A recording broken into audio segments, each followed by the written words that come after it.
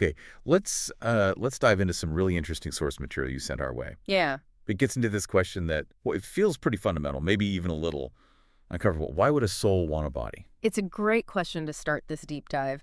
And the author of this piece, they sort of set the scene. Many of us can picture it.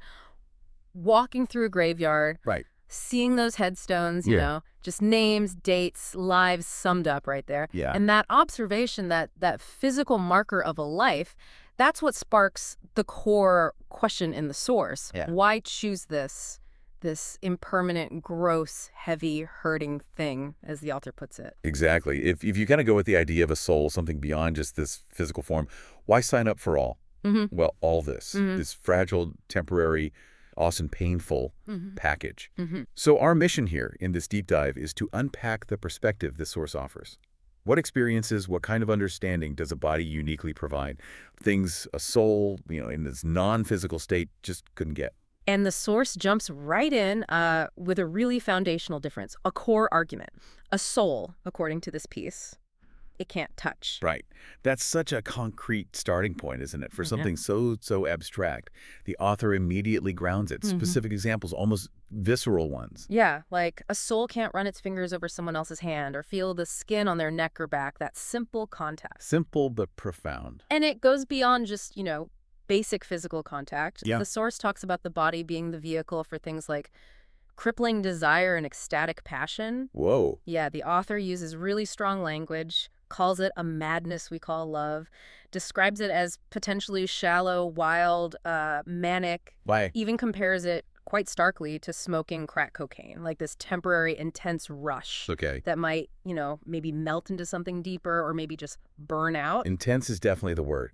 But it's not just about the big dramatic feelings, right? The source also talks about quieter things. Absolutely. It highlights those specific, quiet physical interactions, too.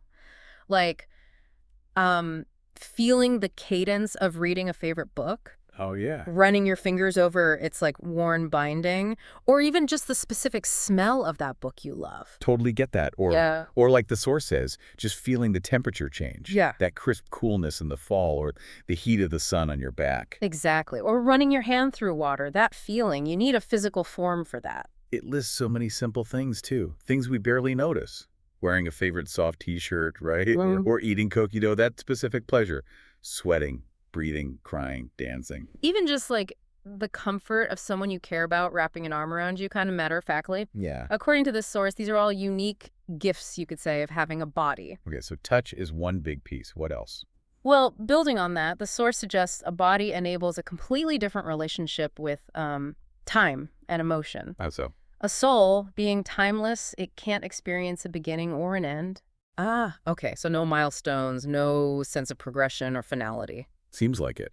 Which implies they also wouldn't know the full array and spectrum of emotions that come with that journey. They can't be surprised, the source says, because they were never confused or unknowing. Right. Everything just is. No anticipation, no sudden realizations in the same way. And there's that mix, that physical emotional warmth the source mentions. Yes, exactly. That specific blend. It gives examples like holding and kissing a new baby on the forehead. That tenderness. Or that jilt you get in your chest when you smell someone you love. It's so physical, that reaction. It really is. That visceral link between feeling and physical sensation seems unique to being embodied, according to this perspective. Okay, so touch, emotion, time. Then the source brings in another really powerful idea. It argues that a body is responsible for the most amazing part of anything, physically finding or creating. This is a key point, I think. It's not just about having things. The source emphasizes the desire to make and fight and become. The process. Yes, the process, bringing something into existence or discovering something out there in the physical world, that seems tied directly to having a body. And this idea, it stretches even to the parts of life we often think of as, well, boring, mundane. Right. The source makes a really striking point about all those tasks a soul presumably wouldn't need to do, like paying bills, grocery shopping. Cooking dinner, scheduling doctor's appointments, doing the dishes, making plans with friends. Yeah, all that logistical stuff of navigating a physical life, or even the ways we cope physically, like taking a hot bath, organizing a messy desk. Taking a walk just to think things through. Exactly. These are all tied to having a body in a physical world. Which leads the author to this really provocative question. What if these rote tasks we want our lives to be better than, aren't better than us at all? What if they're just what we are scheduled to do because we have bodies? It's a challenging thought. The source suggests maybe there is no greater meaning than just simply doing them. And even more, maybe the feeling we have in those moments, the boredom, the frustration, whatever it is we often try to escape, maybe that feeling itself is the meaning.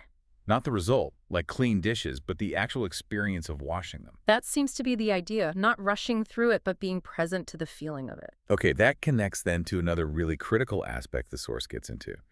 The body's ability to learn, suffer, and heal. Yes, a body can learn. It can feel that magic of realization, when things suddenly click. Piecing things together, understanding. Right. And it also has the capacity to get lost so it can be found. You need to be embodied to experience that kind of disorientation and rediscovery. And maybe the most crucial part, it can suffer so it can heal, implying that journey, that vulnerability is only possible through physical or emotional pain within a body. And the source links healing directly to just acknowledgement. How so? It suggests if healing is just acknowledging pain, then maybe living is just acknowledging life, simply being present with whatever the experience is. Just seeing it for what it is. Yeah.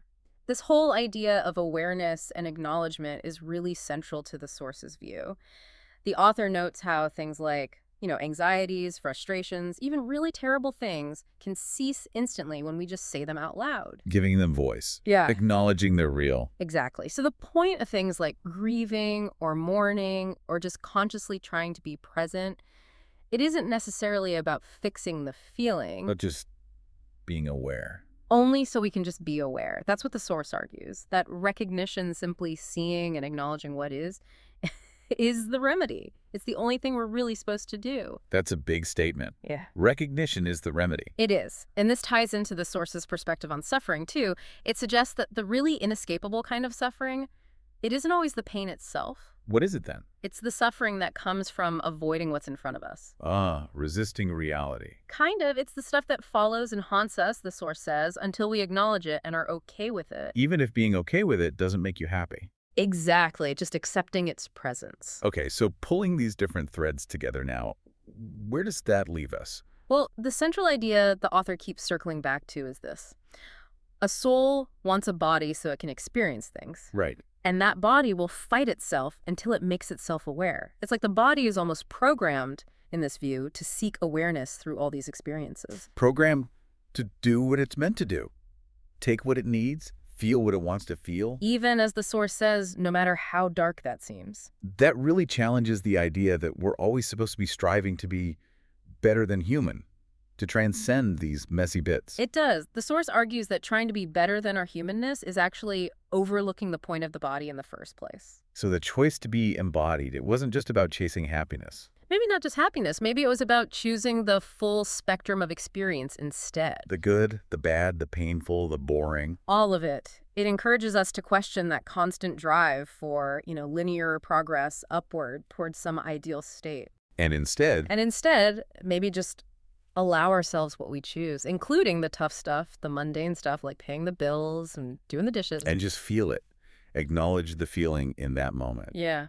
Wondering why, maybe, but accepting the feeling itself as possibly, like the whole point. Right. Okay. There's a lot to chew on there. Yeah. What stands out most to you from this perspective? It really shifts how you might think about everyday life. For me, it's that challenge to our constant focus on the future, on achieving happiness later. It makes you ask, are we missing the richness of what's happening right now? Even the uncomfortable parts? Are we overlooking the meaning inherent in just being here doing this? It really does make you think, are we undervaluing the present experience? And it leaves us with this final, really provocative thought from the source to consider after this deep dive. Maybe there's no point to feeling other than to feel. Maybe it just persists because we pretend there is. That's something to sit with.